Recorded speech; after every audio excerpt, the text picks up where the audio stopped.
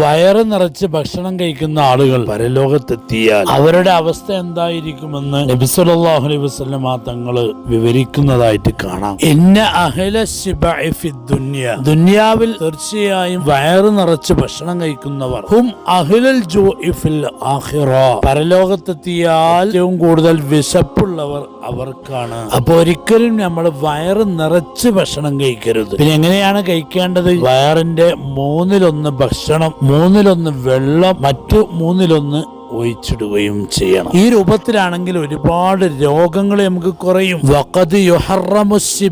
ചിലപ്പോ ഇങ്ങനെ വയറ് നിറച്ച് ഭക്ഷണം കഴിക്കുക എന്നുള്ളത് ഹറാമാകും. എപ്പോൾ ഇൻ അദറ, അതുകൊണ്ട് പ്രയാസങ്ങൾ നേരിടുന്നുണ്ടെങ്കിൽ. ഇപ്പൊ കുറെ ആളുകൾക്ക് വയറ് നിറച്ച് ഭക്ഷണം കഴിച്ചാൽ എന്തെല്ലാം രോഗങ്ങളാണ് വരുന്നത്. അപ്പൊ അതുകൊണ്ട് കണക്കിലേറെ ഭക്ഷിക്കുന്നത് നമ്മൾ ഒഴിവാക്കണം. അല്ലാഹു തആല നമ്മുടെ ഭക്ഷണത്തിലൊക്കെ ബർക്കത്ത് ചെയ്യട്ടെ.